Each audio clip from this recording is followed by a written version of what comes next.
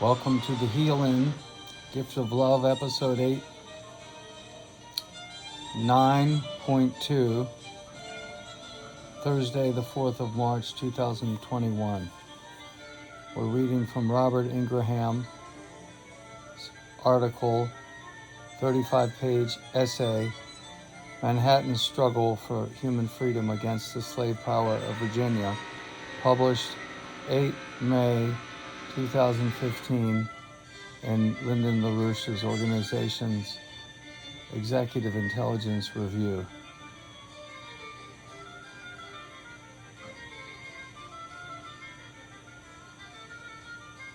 Okay. This document will demonstrate that from the very beginning, this nation was defined by a titanic war between two opposing forces, opponents who differed not merely on practical political issues, but on the very nature of the human species itself. On the one side was the New York leadership who created the United States Constitution and defined the mission of the United States during the presidency of George Washington. Against them were arrayed the Virginiacombine of the Southern slave power, an anti-human oligarchy who were determined that it would be the slave power, the slavocracy of the South who would control the future destiny of the young republic. This is the story of that battle.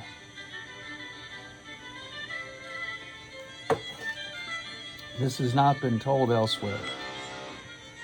This is an original discovery. But you'd have to read it yourself to understand that, or to begin to even understand the question of whether or not it makes an original contribution to scholarship on the issue of what is, if any, the set of universal moral principles upon which the American Revolution, as yet still unfinished in our opinion, proceeded.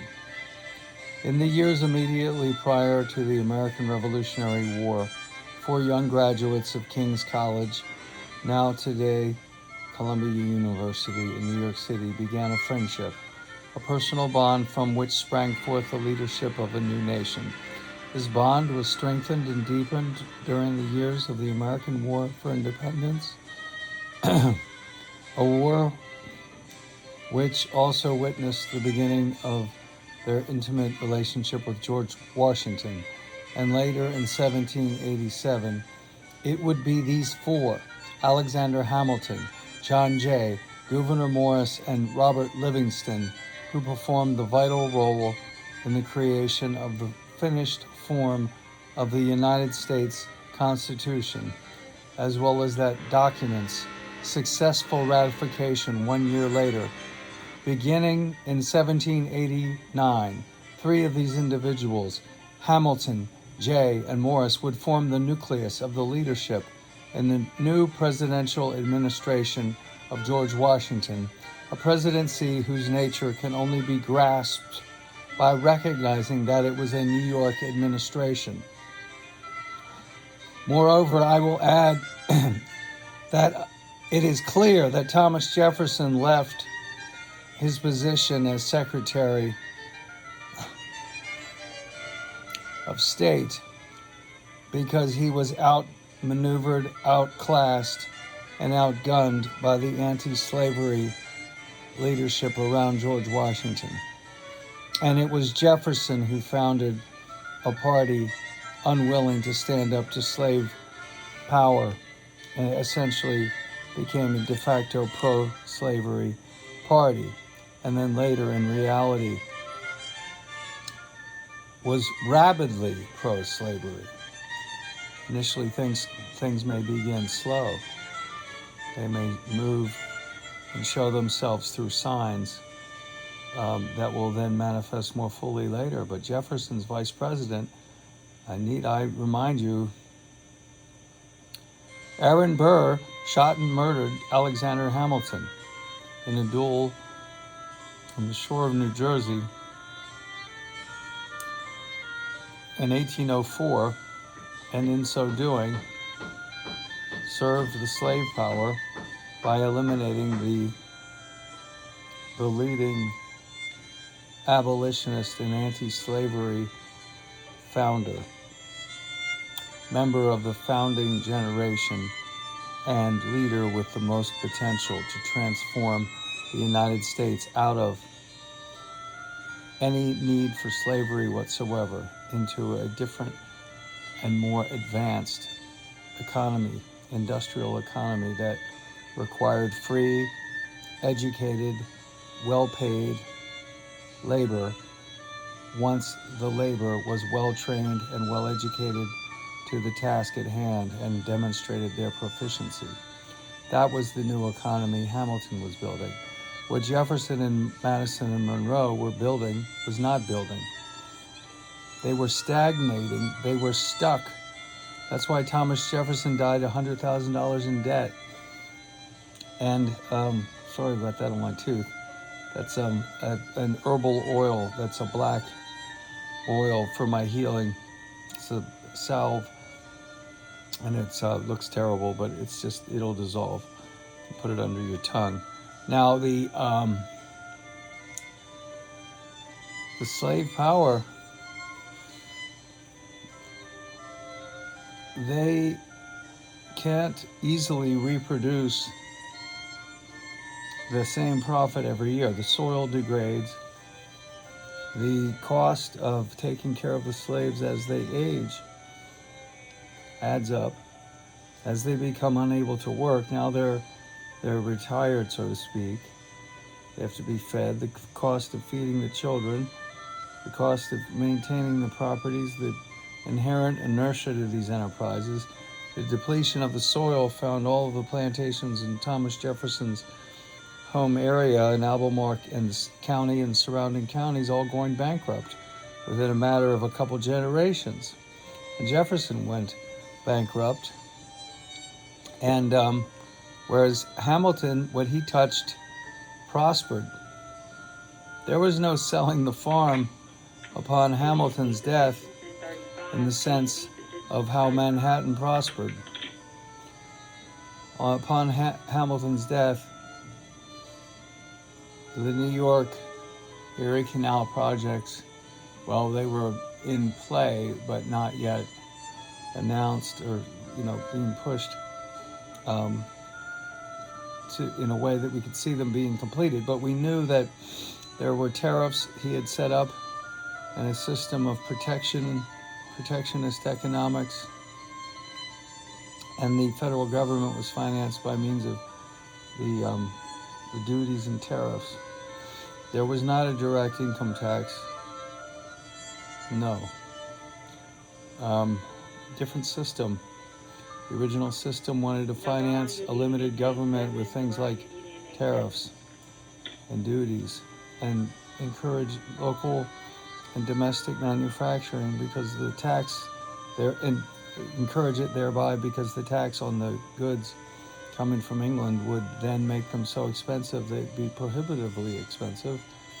And so it's well worth somebody's effort to create a factory in the United States that can do something similar and do it for a very small fraction of the price of the import, which has the tariff on it, the prohibitive tariff. All right, back to our reading.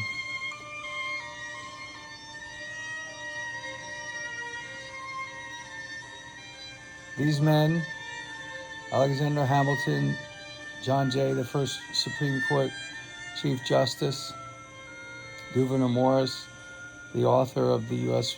Constitution's preamble, Ambassador to France, Alexander Hamilton, and Robert Livingston. They were joined by other key New Yorkers, Stephen von Rensselaer, Philip Schuyler, Isaac Roosevelt, who was Franklin Roosevelt's distant relative, along with Hamilton's protege, Rufus King, who moved from Massachusetts to New York at Hamilton's urging. Later, the legacy of this grouping would be continued through the efforts of DeWitt Clinton, James Fenimore Cooper, and others, even before the inauguration of Washington, stretching back to the Constitutional Convention and earlier. The philosophy and policy of what would become this 1789 New York administration was ruthlessly and bloodily opposed by the slave interests of the South. There are two related delusions concerning slavery in the American Republic. The first is that the Founding Fathers were either pro-slavery or at least tolerant of that institution. The second is that slavery did not emerge as a decisive national crisis until the 1830s or 1840s, or until the Kansas-Nebraska Act of 1854. The truth is that beginning with the inauguration of George Washington in 1789, war was declared against that Washington administration by the slave power. And beginning with the election of Thomas Jefferson in 1800, the Southern slave power unleashed a relentless, unceasing effort to increase its power, expand geographically, and ultimately take over the entire nation. More was at stake than simply the institution of slavery. The first Washington administration was an experiment as to whether the principles of the new American Constitution, a constitution steered to its completion by New Yorkers, might succeed in practice. It was the administration of Alexander Hamilton's creation of a national bank and Hamilton's formation of the Society for Establishing Useful Manufactures. The Washington Presidency was the battleground for the creation of a type of republic never before existent in human history. From the beginning, the mortal enemy of this design was tyranny, oligarchy, and of course, the slave power of the South. We'll stop here, 12 and a half minutes, and pick up. We've gotten through a couple pages of this 35-page force majeure for freedom.